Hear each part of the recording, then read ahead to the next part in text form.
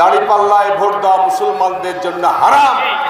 জামাত যে ইস্তেহার ঘোষণা করেছে, সেই ইস্তেহার সেকুলার ইস্তেহার, ধর্মনিরপেক্ষ ইস্তেহার।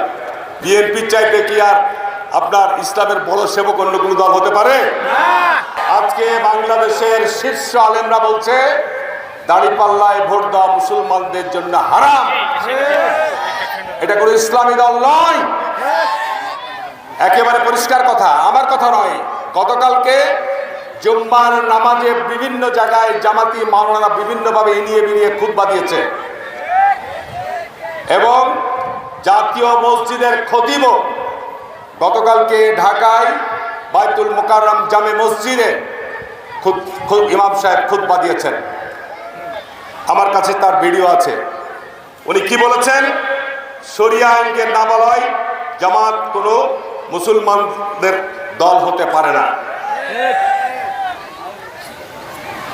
জামাত যে ইস্তেহার ঘোষণা করেছে, সেই ইস্তেহার সেকুলার ইস্তেহার, ধর্মনিরপেক্ষ ইস্তেহার।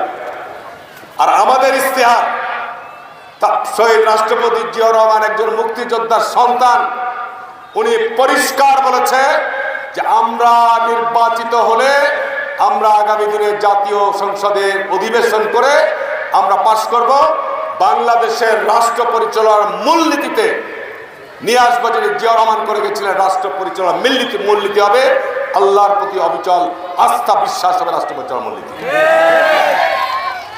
বিএনপি চাইতে কি আর আপনার ইসলামের বড় সেবক অন্য কোনো দল হতে পারে? আমরা ইসলামকে নিয়ে ব্যবসা করতে চাই না, ঠিক না? বেশি বলছি, আমরা ইসলামকে নিয়ে ব্যবসা করে মানুষকে, যে আমাদের একজন শিল্পী বললো, ভোট চাইছো ভোট চাও, তুমি জান্নাতের লোভ দেখার কে? ঠিক না বেটি বলছি?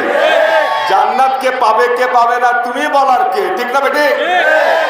এখন এই যে আমি বললাম যারা মুনাফেক, পবিত্র কোরআনে আল্লাহ পাক মুনাফেকদের বহু আয়াত নাযিল করেছে। মুনাফেকদের চরিত্র সম্পর্কে আল্লাহ রাসূল বলছেন চিনবা কিভাবে?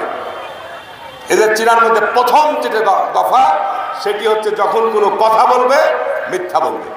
এটি হচ্ছে মুনাফেক চিনার নিয়ম, আপনার সবচেয়ে বড় পরিচয়। আজকে জামাতের শীর্ষ নেতা জনাব ডাক্তার শফিকুর রহমান, টাটকা কথা, বেশি দিন কেন নয়, টাটকা কথা উনি বলেছেন না প্রকাশ্য জনসমুদ্রে, জনসভায় বলেছে না, বলেছে যে স্বাধীনতার ঘোষক কর্নেল অলি আহমেদ। ঠিক না বেটি? কথাটা কি সত্য না মিথ্যা? তাহলে জামাতের আমি